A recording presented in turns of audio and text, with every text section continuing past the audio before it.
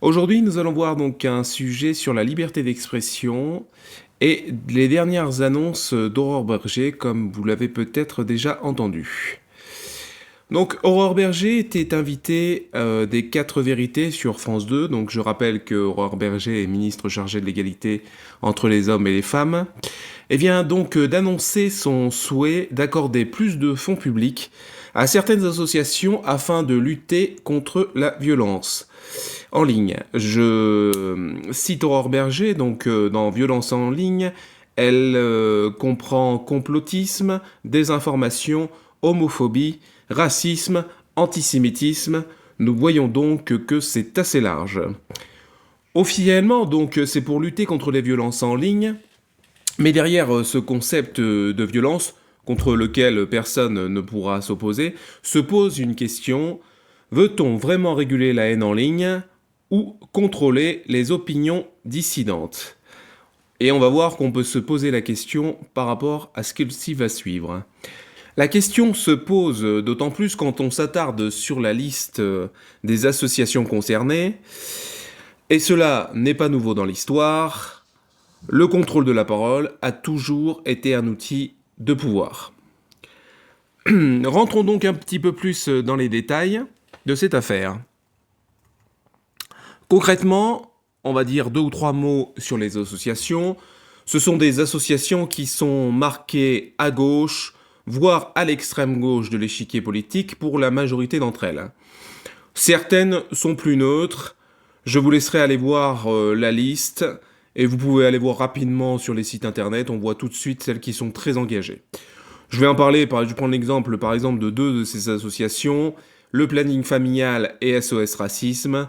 Si vous avez suivi un petit peu l'actualité, et notamment l'actualité de ces associations, vous savez qu'elles sont quand même très majoritairement marquées à gauche. Je prends par exemple les dernières affaires liées à SOS Racisme. Il suffit de rester 5 minutes sur leur site pour comprendre à quel point ils sont orientés à gauche, et très engagés politiquement. Donc, comme l'affirme Aurore Berger, notre ministre, ces associations seront donc directement en relation avec l'Arcom, l'autorité qui régule, donc je le rappelle, la télévision, la radio et Internet en France.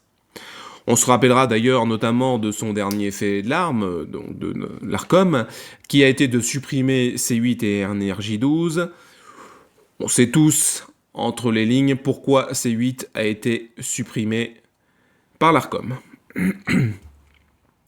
En résumé, des associations militantes vont pouvoir dénoncer tout propos qu'elles jugent violentes et ainsi les faire taire avec la complicité de l'Arcom. Sur le papier, ça peut sembler partir d'une bonne intention. Limiter les insultes, le harcèlement, les violences en ligne. Mais historiquement, on sait qu'à chaque fois que le pouvoir veut protéger le peuple en filtrant la parole, cela peut dériver. Nous savons par exemple comment au XXe siècle, certains régimes ont dérivé de la censure à la violence. On pourrait y passer une vidéo entière. Une question donc qu'on pourrait soulever ici est: qui décide de ce qui est violent? Je ne suis pas d'accord avec le mariage pour tous. C'est violent? Interdit? Je pense que l'immigration incontrôlée augmente l'insécurité. C'est violent? Interdit? Je pense qu'il n'y a que 2 genres. C'est violent? Interdit? Pour certains militants engagés, la réponse est clairement oui. Et nous voyons ici donc tout le danger de la situation. Le philosophe John Stuart Mill, dans son essai de la liberté au XIXe siècle, traitait déjà brillamment de ce sujet. Je cite: « Premièrement, il se peut que l'opinion qu'on cherche à supprimer soit vraie. Ceux qui désirent la supprimer en contestent naturellement la vérité, mais ils ne sont pas infaillibles. Il n'est pas en leur pouvoir de trancher la question pour l'humanité entière, ni de retirer à d'autres qu'eux les moyens de juger.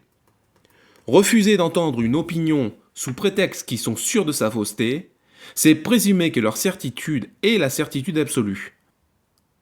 Étouffer une discussion, c'est s'arroger l'infaillibilité. Cet argument commun suffira à la condamnation de ce procédé, car tout commun qu'il soit, il n'en est pas de plus mauvais. » Autrement dit, plus on limite la controverse, plus on fragilise la vérité. Défend-on la société ou la rend-on plus fragile en la muselant? Et notamment en muselant sa parole.